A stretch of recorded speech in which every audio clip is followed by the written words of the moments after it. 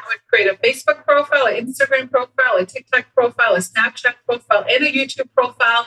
And I would post content every single day. I would friend request people, go into groups that I have anything interest with and start connecting with people. Definitely lots of reels or TikTok videos, anything that pushes you out to a big audience. And I would hammer that every single day until I grew my network. Welcome to MLM Nation, a podcast of leaders, by leaders, for leaders, hosted by Simon Chan. He's built a team of over 200,000 and is now a full-time MLM coach and trainer. So if you're ready to level up your business, join us now. Let's do this. MLM Nation, this is Simon Chan. I'm fired up to bring our special guest today. We have Claudia Bazaar. Hey, Claudia, are you ready to make it happen? Let's make it happen. Claudia Bazaar grew up in Europe and made the bold decision to uproot her life and relocate to the U.S. with her husband. She didn't know many people in the U.S., but built her business slowly, one relationship at a time. Today, she's a full-time leader with a team of over 1,700 consultants who set a sales record of over $8.5 million in 2023. Claudia has won multiple awards and has the #1 spot in her company. Claudia, welcome to MLM Nation. I've given everyone a brief background, but take us back to your journey. Where did you grow up in Europe? What made you come to the U.S. and get started in network marketing? Yeah, thanks for having me. So I was born and raised in Germany, but my parents are Italian. So people always get confused. Are you German or Italian? I'm actually Italian, but born and raised in Germany. I met my husband overseas. He was stationed in the military. So after dating him and marrying him 5 years later, I left my whole life behind and followed him to the U.S. I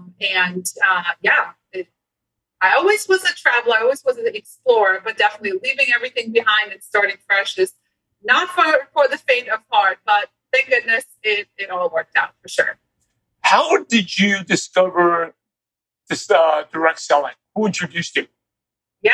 So remember, I moved to the U.S. I knew nobody. And this person knocks at my door and she's like, hey, I'm having, one of those house parties. Do you want to come over and join me? And me, a little shy German, women here had no idea. For me, it was like the typical American TV show, this bubbly personality knocks at a stranger's door. And I looked at my husband, I'm like, I don't know what this is. And he's like, just go have fun and meet the neighbors. So I went. The lady did her presentation. And at the end, she checks everyone out individually. And she says, hey, have you ever thought about doing something like this? And I said, yeah, maybe. And she was fairly new. So she was very well trained. And she said, do you mind? I'm kind of new. Can I set up a 3-way call with my upline, like the things that we do now, right? It all makes sense looking back. So I said, sure. And the next day we set up a call. She asked me a couple questions. And I just said, why not? Let's go for it. But the funny part is that this lady said, okay, let's sign you up. She's like going through the process. And she's like, so what's your social security number? And I was like, oh, I don't have one of those yet. I was like, I'll probably have one in about 6 months. And she was like, okay, call me back in 6 months. And she probably thought she would never hear from me again. But, lo and behold, 6 months later, when I did get my green card and my social security number, I tried to call that person that did the party. I tried to call her, text her, email her. Gone. Like that lady that did the party was not responding to me, didn't answer me at all. But I remember there was an email, a 3-way email with that person that I had to call with. Lucky for her, she was the chosen one and got picked. So I always wondered to this day what would have happened if I would have signed up with the original, person that did the demonstration. But yeah, that's how I got started. OMG, my goodness. Like you have the #1 team. I think MLM Nation, if you don't have a lesson here, just the number one distributor, her company wanted to sign up, but you quit, right? That person quit. Or she goes to me, or I don't know. I don't remember her name, but who knows what happened to her. Yeah. I think that's a lesson for you right there. Like you never quit because you never know who's going to be there, right? Because often prospecting, I say, it's timing thing. And for you, it's timing. So what kept you interested? Were you working a job during that time? And what made you still interested in the thing? Yeah. So I went back to work after I had my first child. I'm originally a travel agent, so I always loved to travel. I was always a workaholic. The plan was for me to be a stay-at-home mom, but after like a couple of months, I was like, yeah, I'm not sure I feel that too much. So I went back, got a job, which was fine. I did, network marketing part-time. But then after I had my second child, I realized that half my income was going to daycare, and I could truly just supplement what I was doing, working 40 hours a week for someone else, make half of what I was making because I was, paying for daycare, and just do this business instead. And that's truly like where I was like, I could probably just do this and be just fine, and quit my full-time job. So, well, why were you still interested? Because you waited for your green card and Social Security for 6 months. Obviously, this woman didn't follow up with you, right? She quit. So, right? Yeah. So what made you still interested? A lot of times people get distracted. We teach people to follow up. People get distracted. What made you still intrigued and interested? Yeah, I like the product. It goes with my niche and cooking and baking and stuff I love to do anyways. And I was just interested about not like life-changing income or anything, but just something fun and a little bit of extra income. And I was thinking, if I could do that and even make a couple $100s a month, that would be fun while I was, pregnant and staying home with my first child, until I realized I did like to work and went back to work. So when you went to the home party, that was basically like a product demonstration. Yeah. And how long ago was this? This was 14 years ago. 14 years ago. Yeah. So it was back in the day, home party, presentation, super nervous, probably really bad, but I just suffered through it. So you did it part-time initially. How did you build a business, even though you didn't have many contacts? Right? And most of the contacts you I assume are probably in Europe, right? Most of your friends. Yeah, correct. And is your company in Europe? Not in Europe. No. So how did you build a business in the U.S. with total strangers? Yeah. So, I knew like maybe a couple neighbors, maybe 2 or 3, military spouses that I met. And I just literally, one did a presentation, invited her friends. And then that was maybe it for the month, until I went to some kind of mom's group and met some other people. They were like, oh, let's get our friends together and have one of those parties at my home. So it took me a long time. I was definitely a very slow starter. Probably, if you had to bet on me, I would be the one that nobody would bet on. So it was really, really slow start. I tell my team all the time, they produced so much more than I probably did in my first 2 to 3 years, just because I didn't have the network. I didn't have, now we have social media, didn't have any of that, didn't have my family I could rely on, couldn't rely on my husband's family too much either. So it was a very slow start, but at least it was moving, little activity each month, but nothing crazy. So if someone is your situation, what would you recommend in terms of building a network, like meeting new contacts? So they didn't have any friends, what would they do? In this day and age, social media, but, back then I was a, mom of small children, toddlers. So I did a lot of moms meetups or local groups, or, hey, let's go do play dates. I did a lot of those things just to meet other moms, not necessarily to go in and be like, hey, purchase from me, but more to make friends and connections that then later turn into maybe contacts or customers or team members. So just put yourself out there in your local community. I think it's important, even in the stage of social media. But for sure, with social media, who knows where it would have been if I had social media 14 years ago.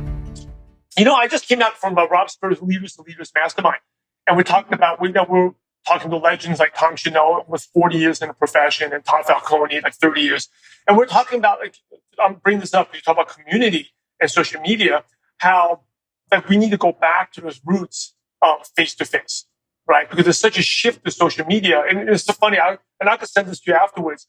Talk about the dope. I just read this blog today by this guy. He's like a thought leader, Andrew Chen. Talked about the dopamine effect. How we all want quick shots of dopamine. And social media is that dopamine hit, right? But you get a lot of it, but it's fleeting and never lasts. Right. But that belly to belly always lasts, right? Like one meeting with a friend for 1 hour for coffee will be equivalent to, 100 times you're reaching out on social media. And in this day and age now, it's that face to face is getting more and more important again. Yeah, and I could probably say that my best customers that truly are loyal are those that I've met face to face. They know exactly where they met me, how they met me. You have that connection. Is it possible on social media? Yes, but like you said, I think it takes a lot more people to get to that one super customer or super fan. You know what I mean? So for sure. Yeah. What was the aha moment you had? When things really started taking off for you? Yeah, my first aha moment was realizing I could make the same amount of money if I quit my job, not pay for daycare, and just just do that, which was still part-time to replace a full-time income.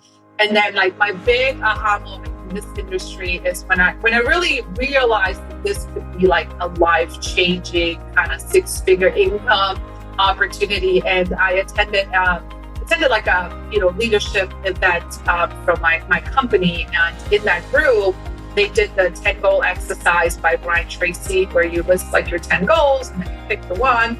And then, at the end, she says, if you knew you could not fail, what would your business look like? Like all fears aside, all fears of failures aside, if you knew you could not fail, what would your business look like? And then she ended it. I train my team on that all the time.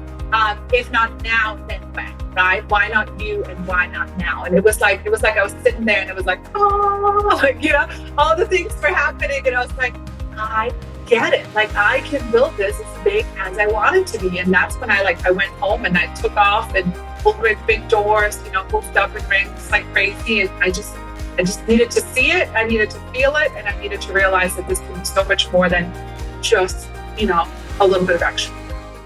You've been in the business for 14 years.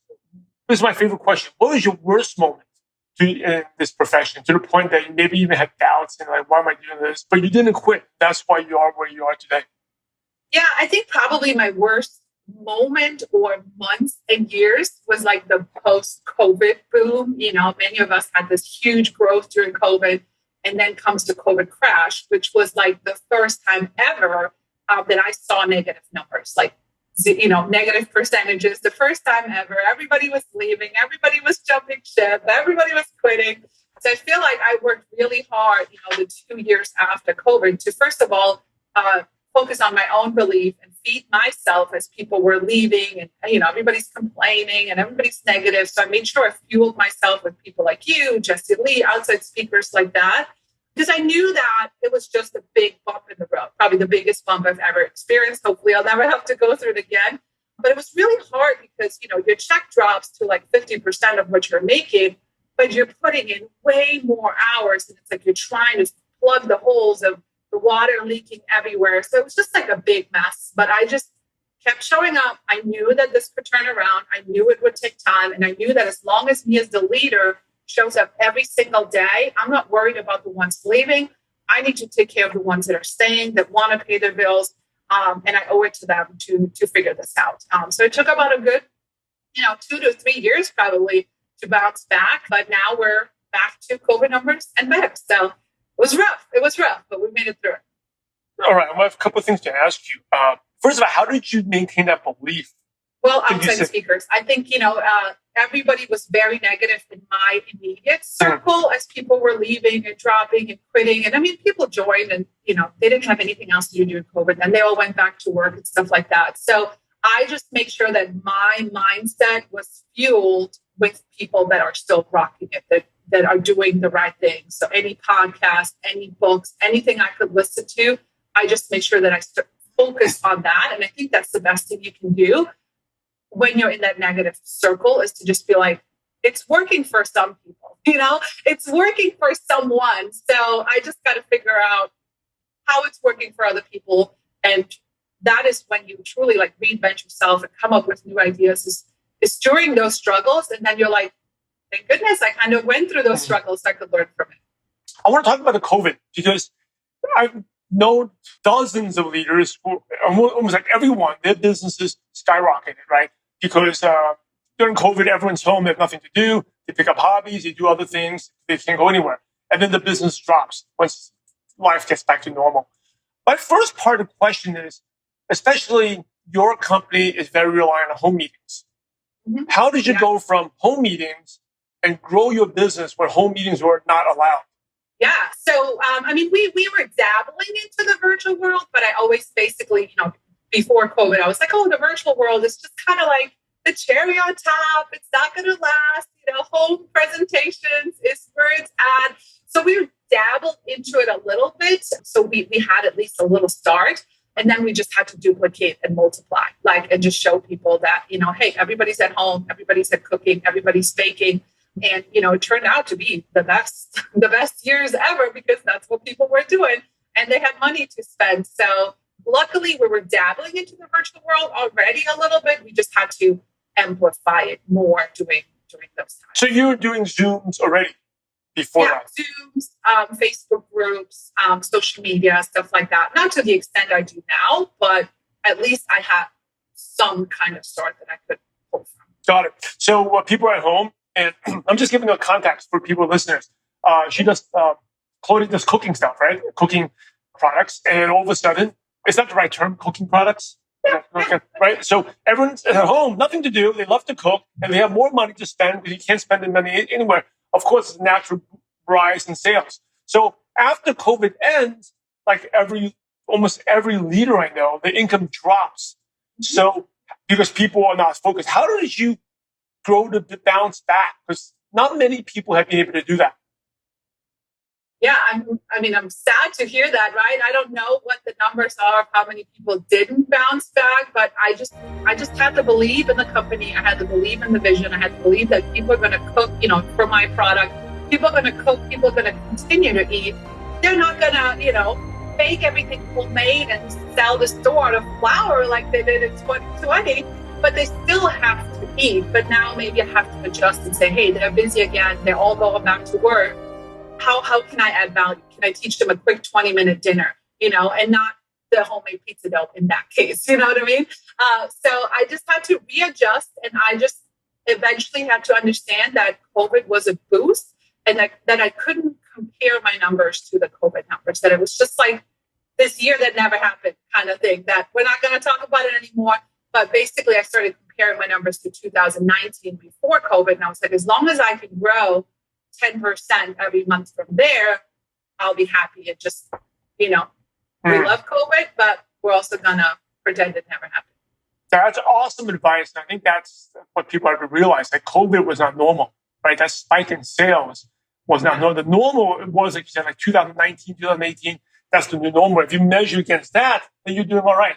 If you measure against like something that happens once, or at least hopefully like once every couple hundred years, then the COVID numbers were unrealistic. So you bounce back. And I think having that mindset, right? If you have the mindset that you're expecting, this is not good, but you have the right perspective that was an anomaly, not going to happen again. I got to measure back to my 2019 numbers. That's a much better way to look at it. It goes back to your mindset. Now, I know you work really, really hard. How important is consistency to success? It's everything. It's the bread and butter of this business, right? Like you can't just show up on a Monday and on a Wednesday and then maybe on a Sunday and expect to be paid consistently, right? So I always say, I'd rather you show up for 10 minutes every day than like 2 hours on a Sunday and then never for the rest of the week. So whatever people can do, even if it's only 15 minutes a day, just do it consistently so you can get into that habit rather than just sporadically. Unless you just want to get paid sporadically, by all means, go for it. But if you want success and true success in this industry, it's all about consistency. Like treat it like a job, like clock in, clock out, do it every single day and you'll get paid. I don't like to say treat it like a business because most people don't know what that is like until they get to that point. So just clock in, clock out, pretend it's your secretary job or whatever you do and just do it consistently, no matter what. Like your book is the best book ever, like consistency. When I read that, I was like, yes. Oh, thank you so much. So I'm obviously very consistent. What do you do to stay consistent? Because you got two kids, is that correct? Yeah, I have two kids and, busy. Now we're in the preteen stage, sports, dance, basketball, all those fun things. My best advice, and I think the thing that I could talk about all day long is literally just time management, organizing your time, very routine, your DMOs, your daily method of operation, from the moment, mine starts the moment my alarm goes off. Like there's no snoozing, I get up, XYZ happens, right? So what are those things for, the audience that is listening? What are those income producing, non-negotiable things that you have to do every single day? You got to take a shower. You got to brush your teeth. You got to make your bed. What is that like for your business? And if you can get into that habit for a long period of time, you could take a couple days off. It's not the end of the world, but like I just took a couple days off, spent a couple days in the city. But I couldn't wait to come back to Monday and like start my day with the same XYZ thing because then I know I'm going to have a great week. So consistency, time blocking, knowing what it is that you're doing when you step into your office is huge, and make it as routine as seamless as doing the same thing all day, every day first, your most income producing things. And then if you've got time, you want to be creative and you want to make graphics or whatever you want to do, fine. But do the most important things as early as you can in your day. Huge. Hey, thank you so much for sharing lots of nuggets of wisdom here and inspiration. As we go towards the end of the show, some quick questions to pick your brain. Yeah. So the first one is, what is one of your favorite success quotes that motivates you? Never quit on a bad day. When I heard that, I was like, well, I wouldn't quit on a good day, so why would I quit on a bad day? And that quote has helped me get people that were ready to throw in the towel, to be considered. What's one habit that's helped you become successful? Having a daily method of operation. Same thing every day, wash, rinse, repeat. What's the best piece of advice you ever received? Never prejudge people just because they look a certain way or it looks like they have a lot of money or they have their life together on social media. Just ask, offer everyone, and never prejudge it. What's your favorite prospecting tool? Say you have a qualified prospect. What do you do? Do you send them a video? Do you do a home meeting? Do you give a recipe? What do you like to use? Yeah, I send them a video of all, the business has to offer and different ways to get started. So a quick little video to give them the most important information. What's your favorite app on your phone that's not a social media app? Google Calendar, all day, every day. Goes with DMOs. Schedule your time, schedule your life, and get all organized. What are 2 or 3 books you can recommend? My favorite one is Winning with the Number One from Tim Grover. If you want that number one spot, you want to make it to the top of your company, I think winners have a different brain. And reading that book was like, oh my God, somebody finally understands my brain. And then yours. Yours for anybody that struggles with consistency, that's the number one thing you got to work on before you can get to winning whatever it is in your company. Oh, thank you so much for that plug. Appreciate it. Here's the last question, the $1 million question. You ready? Yes. Bring it on. So imagine you had to start all over again and you knew no one, but you had all your current knowledge, skills, and wisdom. And today, in 2024, what's the first thing you do or the first place you go to build a network marketing business from scratch? I would create a Facebook profile, an Instagram profile, a TikTok profile, a Snapchat profile, and a YouTube profile. And I would post content every single day. I would friend request people, go into groups that I have anything interest with and start connecting with people.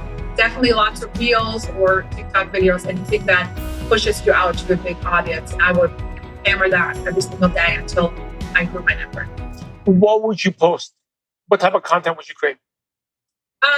Whatever I would probably post cooking, silly mom videos, travel videos, anything that I'm already posting right now, and just, try to find my people that enjoy the things that I like.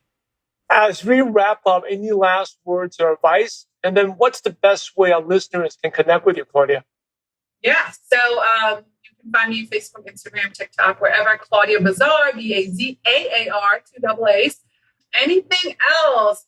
How about find 5 minutes for personal development? My number one tip is to listen to personal development while you're doing something anyways, like habit stacking. So every time I drive to the gym, I drive home from the gym, I take a shower.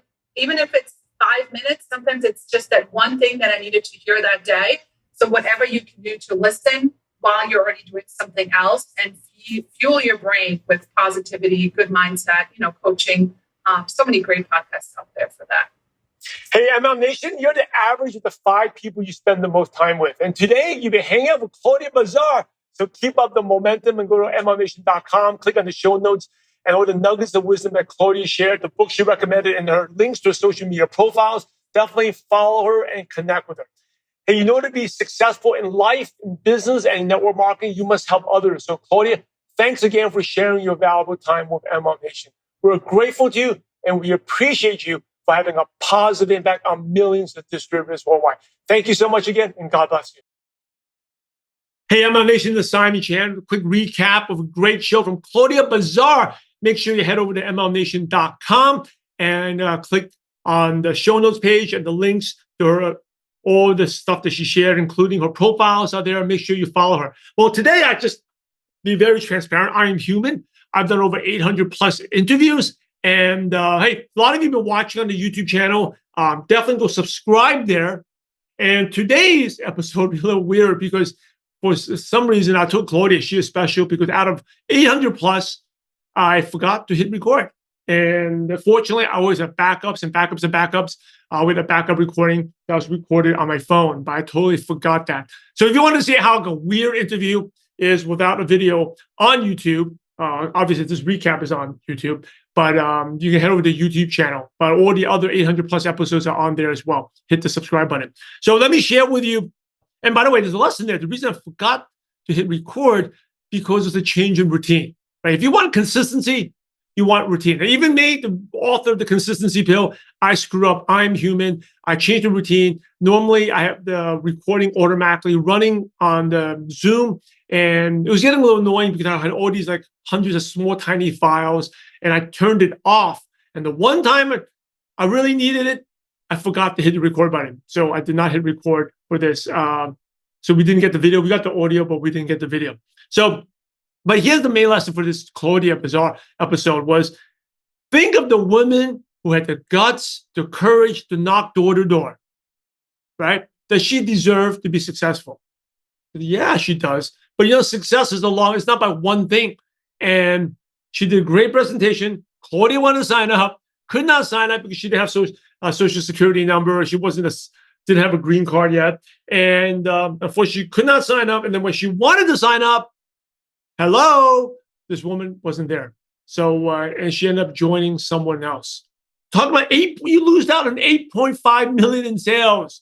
Hello, that's why you can never quit. I think my top leader took me 4 months to get him in. It took me another almost 10 months before he actually started to get going, right? You don't have a magic crystal ball. You never know. The person who you think least is interested will be interested later on. Now, it may not be 1 year, 3 years, 5 years, could be 6 months, could be 10 years, but you never quit because when they want to, and they're going to be the leader, they're going to come to you. And that's why consistency is also important, consistency showing up, right? This woman basically just lost 8.5 million in sales in her downline because she had quit. I don't know to feel bad for her or just to make fun of her, but you never quit. She's talking about never quit on a bad day, right? Never quit on a bad day.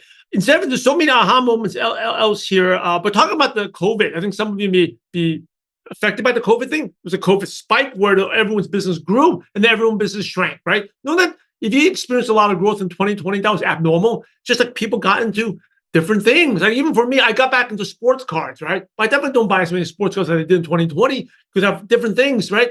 Everyone, doesn't matter how much money you have, there's always some type of limit in income, right? So my income goes to baseball with my boys, and also all 3 boys are playing now, and that's less money for baseball cards. Also less time, right? I don't have the time for baseball cards. I'm doing baseball with my 3 boys. That's just an example, right? How things change. So that's why people are always in transition. But there will be a time where I will have a lot more time. Where my boys are older, they're in college, I have nothing to do, right? The best prospects are ones in transition. And most people are not ready to join immediately.